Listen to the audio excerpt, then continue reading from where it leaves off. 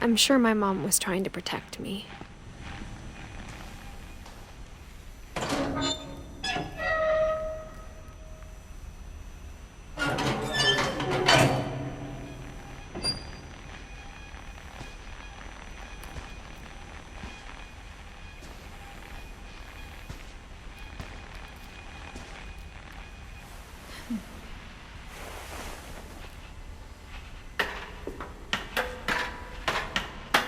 Maybe she was afraid I'd end up like Walter. But if she never told me about an uncle under the house, I can only imagine what else she was hiding. I don't want to make the same mistakes she made. Trying to bury something that's still alive.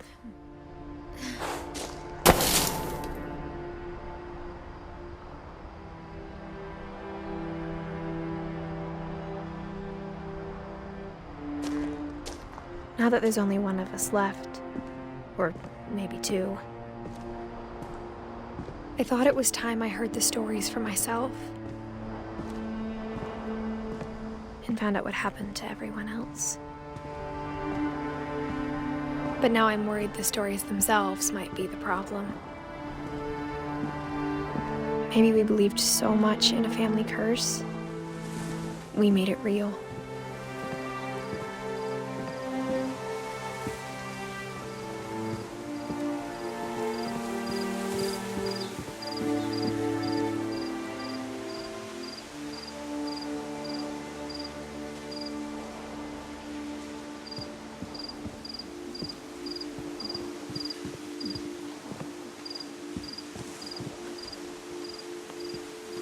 I don't know if I should even be writing this.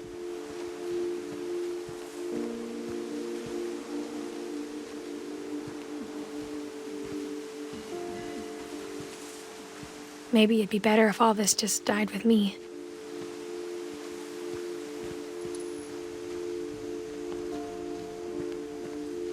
But I thought you should know about your family.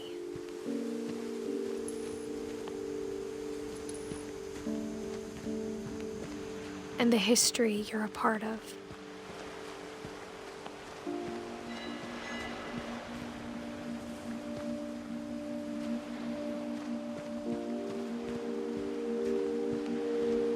Though to be honest, I feel as lost as you probably do right now.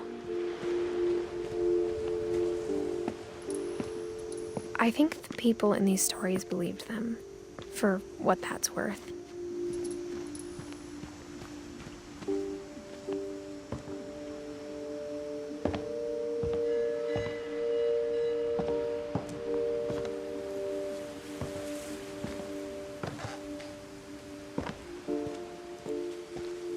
And when you look at the house, that history of imagination and stubbornness and madness, any of it seems possible.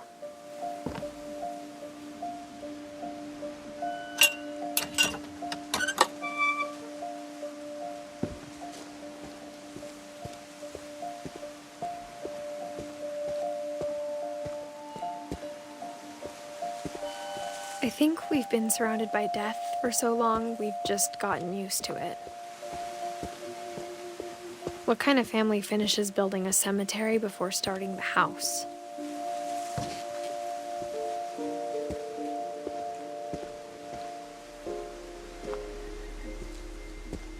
It's embarrassing for me to admit this, but the pet cemetery made me more uncomfortable than the human one.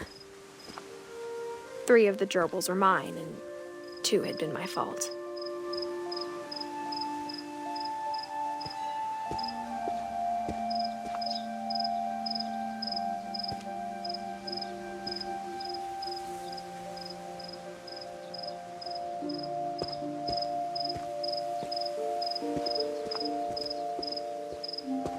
Sven built the house, but it was Edie who designed the cemetery.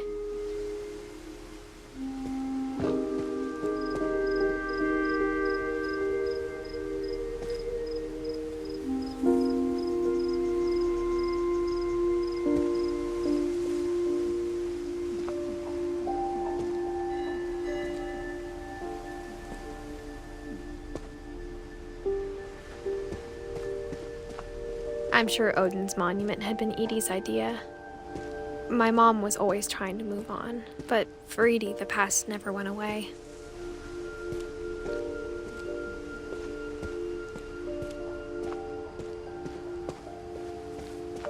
She could see it poking out of the water at low tide.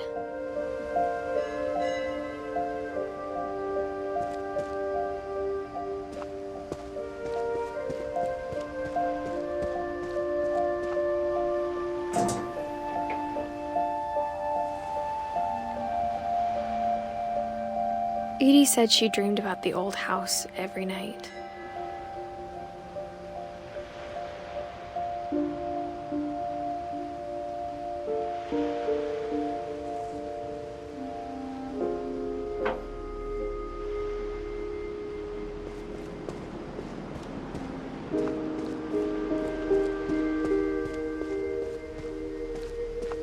Edie's side was always easier for me to understand.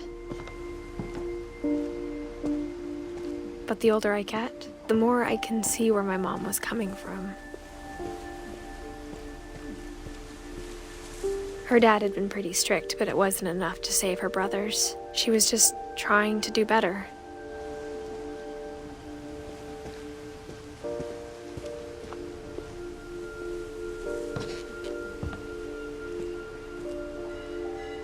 She lost 2 of her brothers, just like I did. I get why she tried so hard to protect us. There's so many things I wish I could ask my mom now. Part of me thinks this is what she wanted all along.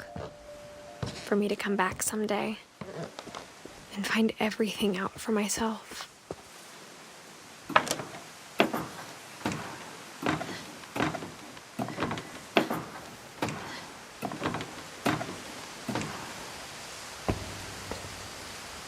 But looking back on it now,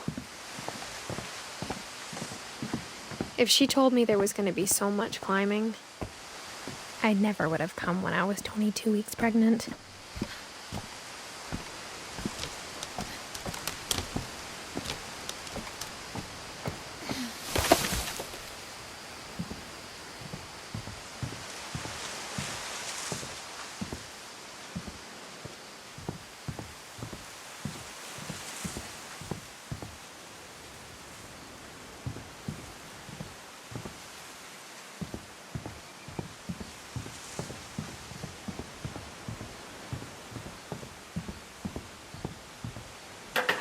I never met Grandpa Sam, but I think he and my mom had a lot in common.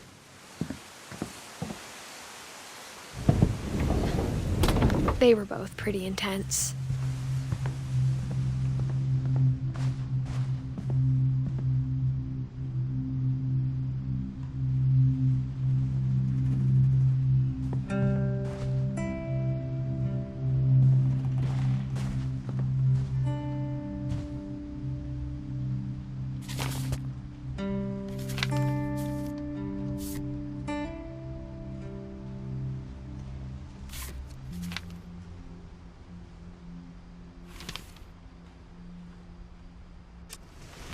Dawn, I promise, you'll never forget this weekend.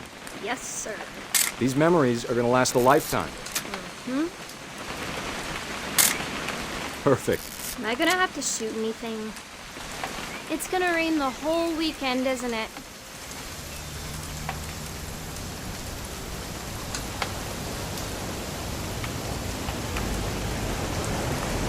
Please just take the damn picture. Hey, language. I will never forget this weekend, Dad. That's the spirit. Smile, Dawn. Okay, got it.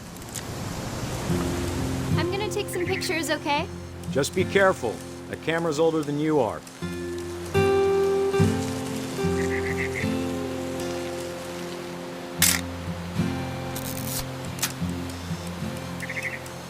You're right, Dad. It's starting to clear up. Still freezing, though. Aw.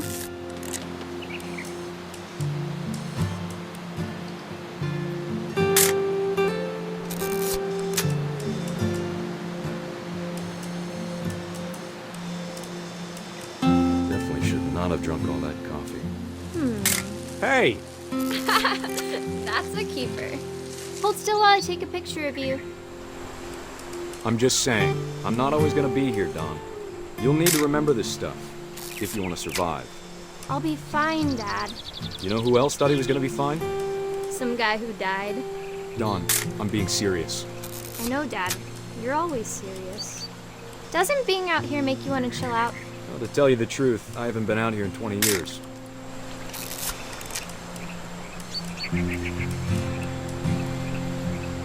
Dad! Good eyes, Don. Before you take the shot, let me get a picture of it.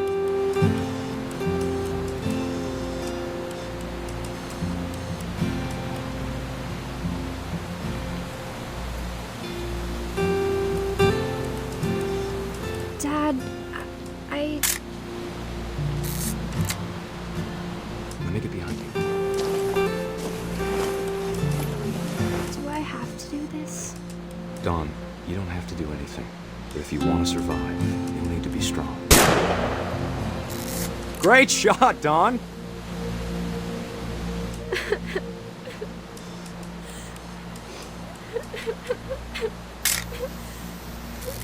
I'm proud of you, Don. Always remember that, okay?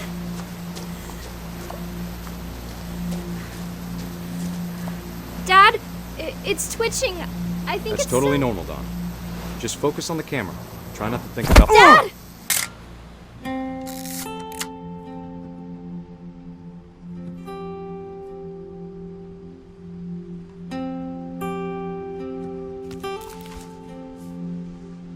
Of all these stories, that's the one I wish most that my mom had told me.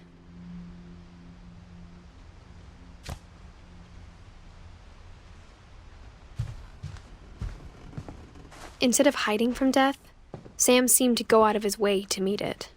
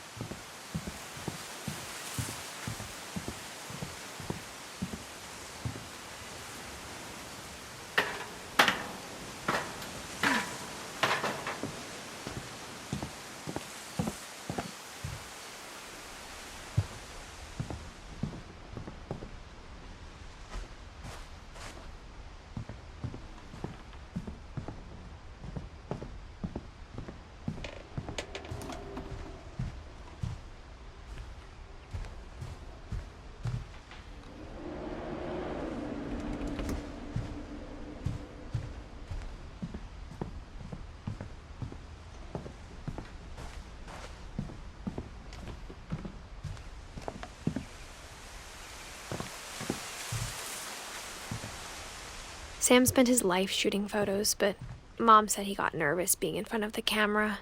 I guess we're all afraid of something.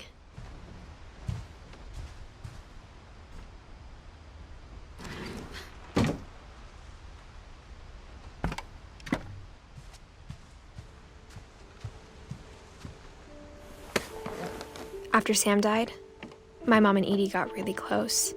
They'd both lost a lot.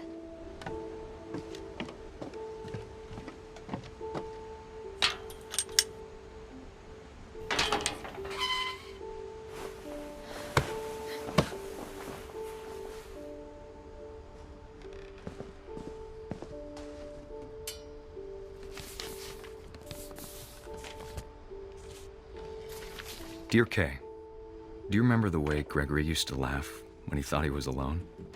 Like something funny was happening, but only he could see it. I think he saw things the rest of us don't.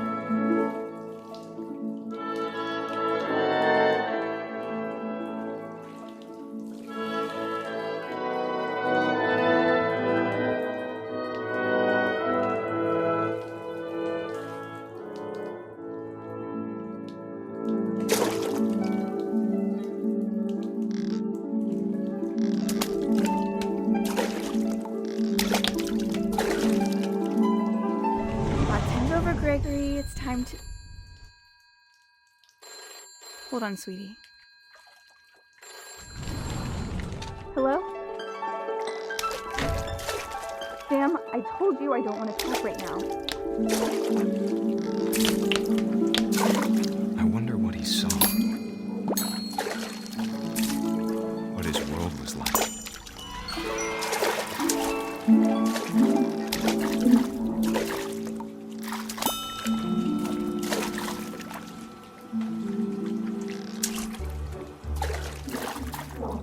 He reminded me so much of Calvin.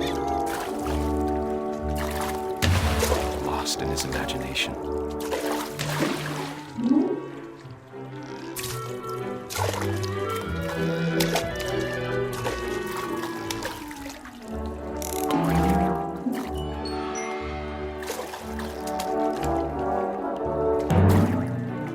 I know how silly it sounds.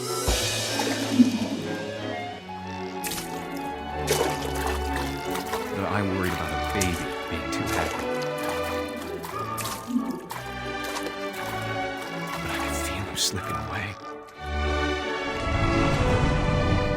Sorry about that, Gregory. I know you did everything you could. Maybe if I hadn't called that night. Damn it. Hold on, I don't want Gregory to hear this. I wish he could have told us about the world he saw.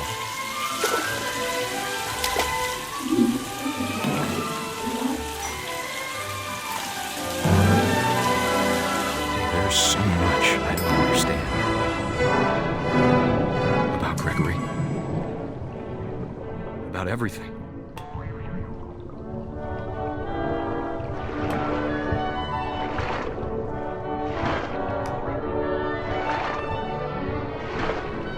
But I know what happened wasn't your fault.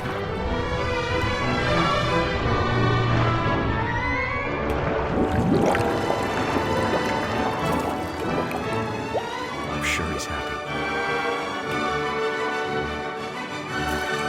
And he'd want you to be happy too. Good luck, Kay. Love, Sam.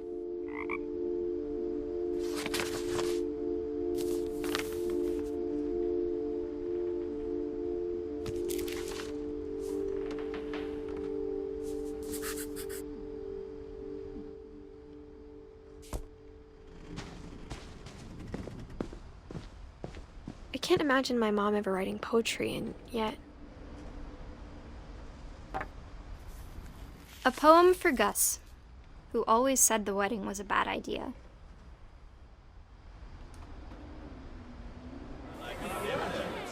Our father never hit us kids, at least not very hard, before the day my brother said with teenage disregard that he'd be dead before he'd see a wedding in our yard.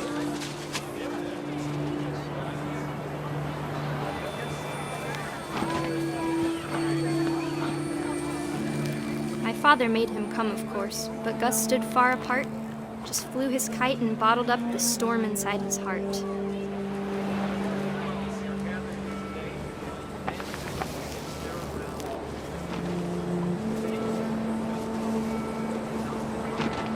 I tried to talk him out of it, but though he'd never met her, "We don't need a stepmom," were the words that I now pronounce you husband and wife. Make this bride.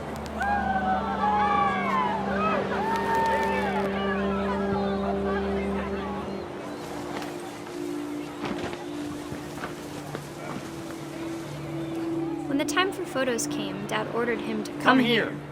But Gus declined, and as a sign held up his middle finger.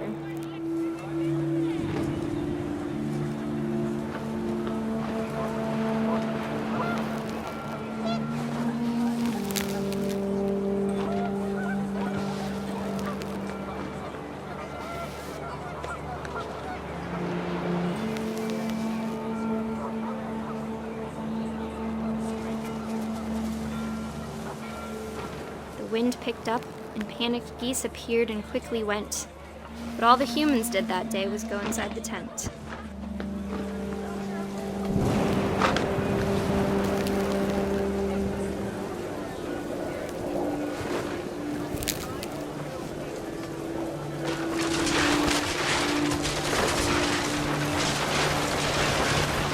rain came down in buckets then, but no one seemed afraid that nature might destroy the tent our dad had crudely made.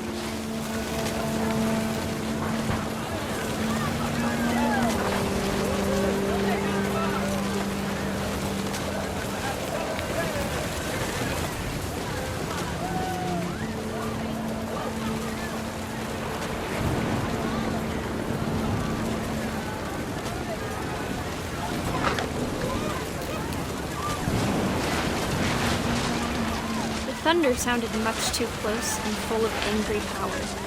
But all my father said to this was, "Make the music louder."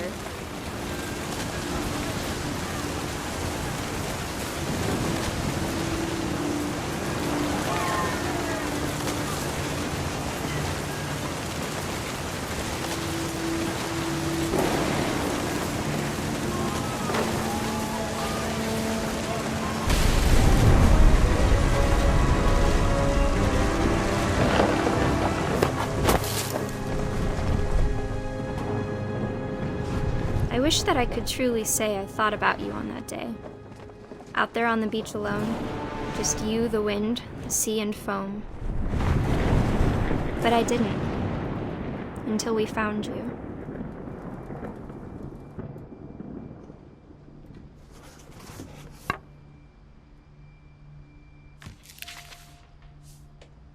She never talked about him, but Mom told me once if I was a boy, they were going to name me Gus.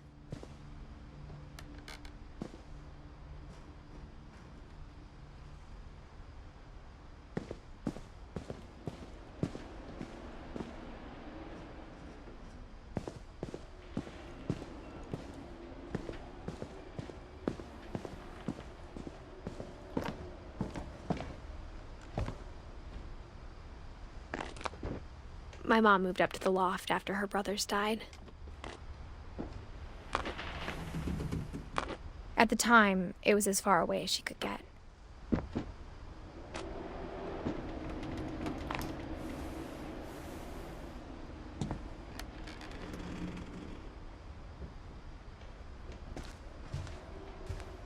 She spent a summer building houses in Calcutta, where she met my dad, Sanjay.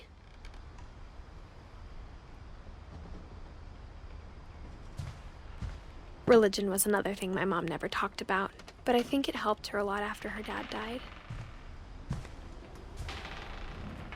My mom moved to India a week after graduation and got a job teaching English.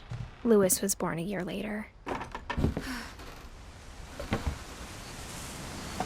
When my dad died, I don't think Mom knew where else to go. I'm sure Edie was happy to have her back. The house had to get a little bigger, but Edie was used to that. And for a while, things were good. Almost normal, but it didn't last. The beginning of the end was Milton's 10th birthday, when Edie gave him a castle.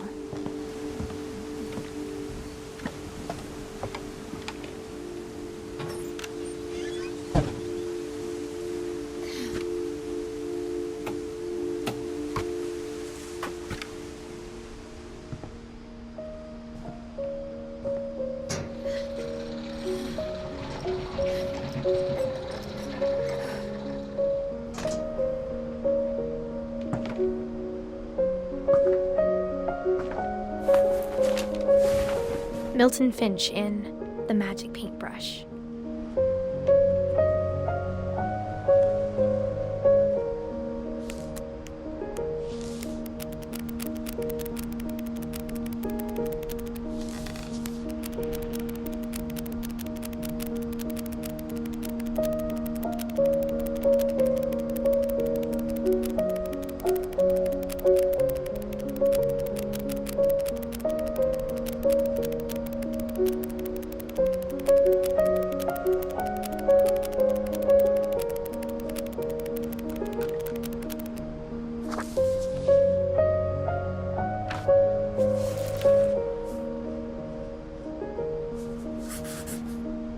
I was 4 when Milton disappeared.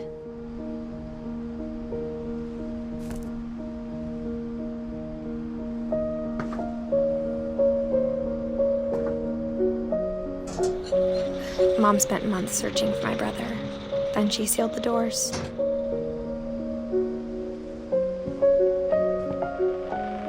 Whatever Milton had found in the house, Mom didn't want it getting out.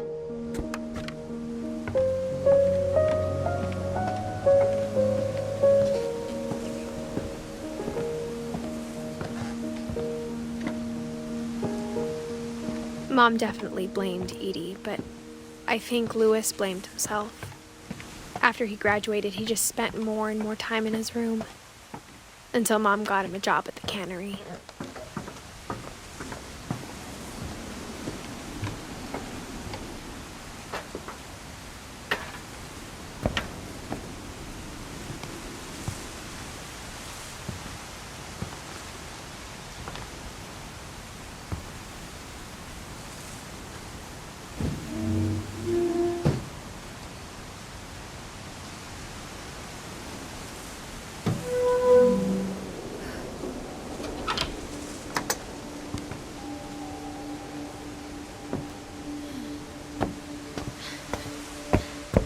Louis's room smelled very, very familiar. That part of him lived on.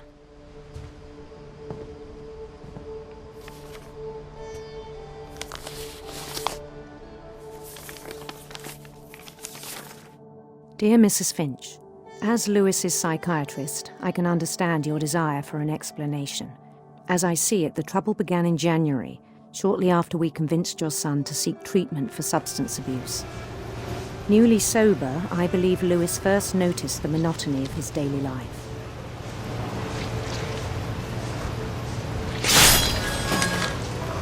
He kept working at the cannery, but he withdrew part of himself. In our sessions, I saw the same behavior. His mind began to wander. I asked him to describe it. He said he started small, imagining a labyrinth. He'd feel his way about. Then something moved. Bats and toads.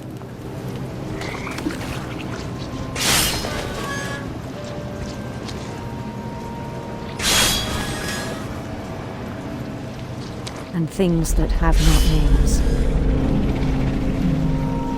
He knew it was all in his head. But he took it very seriously. I had hoped he'd find himself.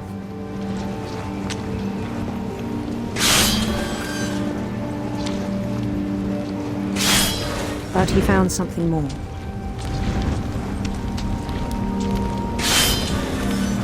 I worried about him then, daydreaming at the cannery.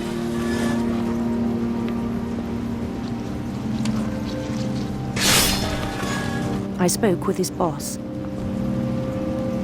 but he said Louis had become a model employee. Methodical, tireless, focused. Like a whole new Louis.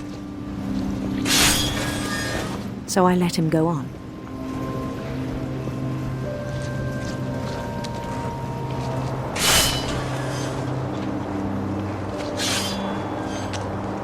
I even encouraged him. It seemed very promising at first. He told me he'd made a new friend.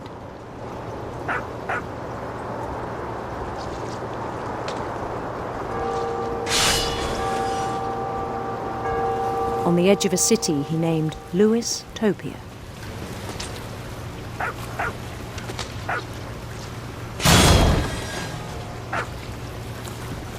He built the city up slowly, brick by brick.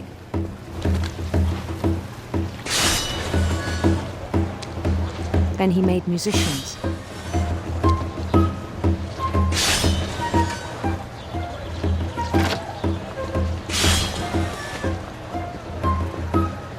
And songs for them to play. He talked about starting a band. And he was always humming something.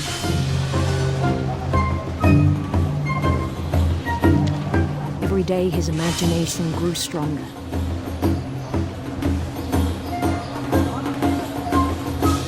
He no longer spoke at the cannery. But his chopping was as reliable as ever. Then one day it struck him that all the cheering crowds, even the stones under his feet, were all in his imagination, so he could do whatever he wished.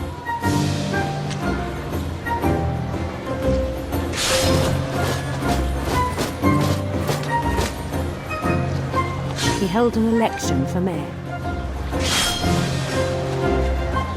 And he won. They begged him to stay, but his mind was already wandering. It became a game for him.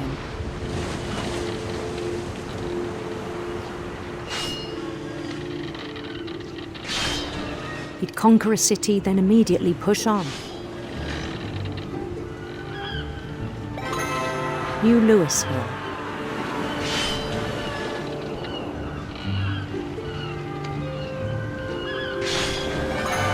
St. Louis. He started drifting away from our reality.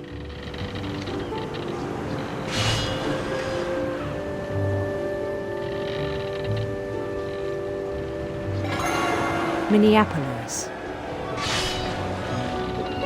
Until one day he forgot to go home from the cannery. Even as his mother pleaded with him, part of Louis kept sailing on.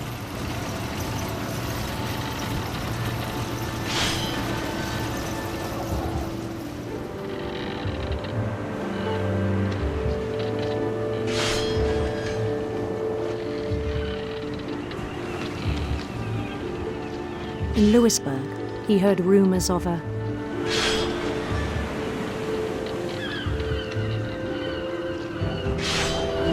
handsome queen.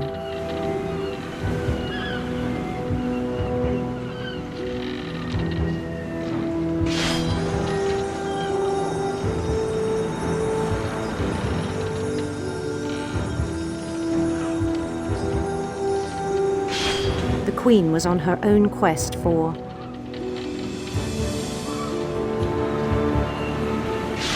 radiant rainbows.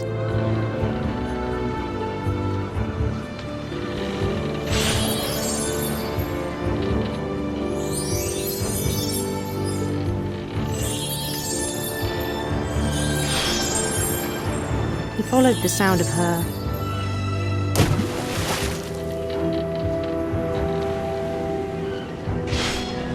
electric sitar.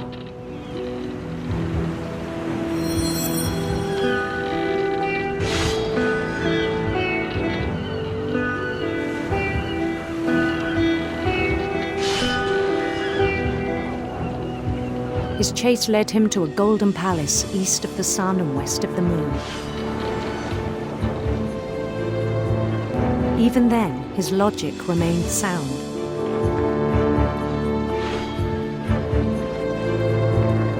He knew the world was all in his imagination.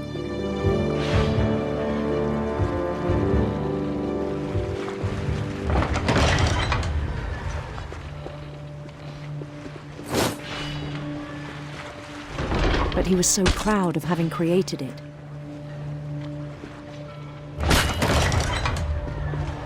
In his own eyes, he'd become something greater than a king.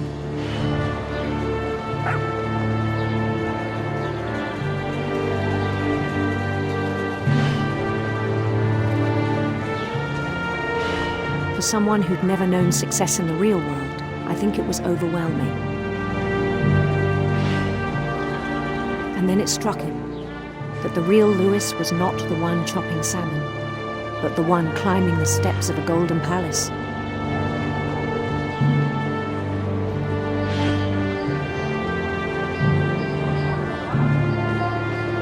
My imagination is as real as my body, he told me.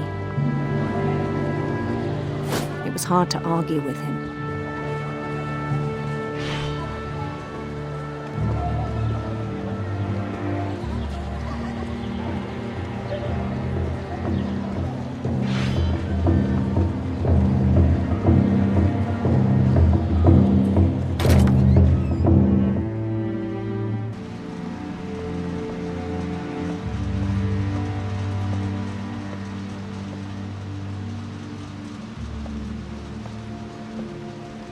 He began to forget the world we know.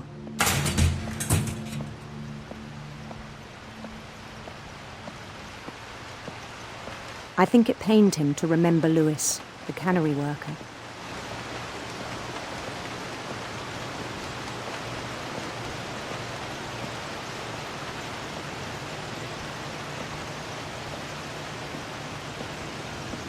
He began to despise the man with a royal contempt.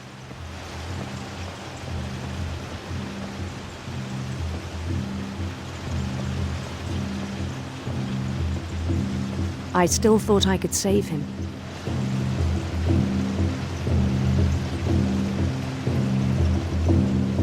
Even after he said he was being crowned king over all the lands of wonder.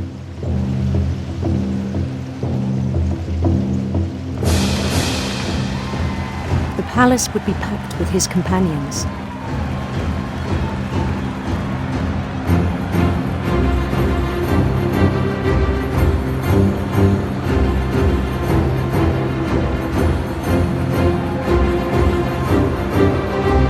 Including the wise Calico who'd insisted on advising me.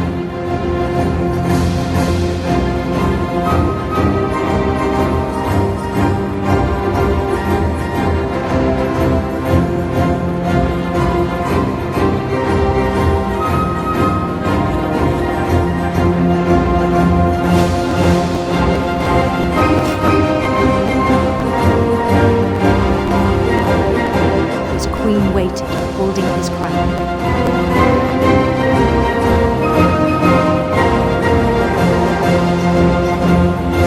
There was only one thing left to do.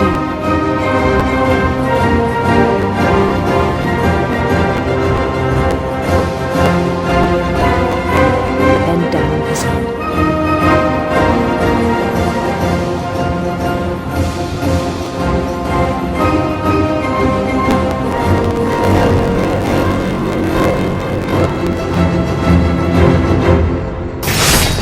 And the rest I think you know.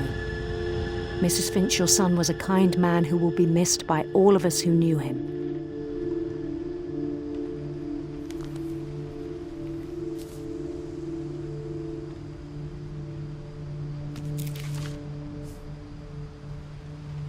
My brother was really cool. I wish you could have met him.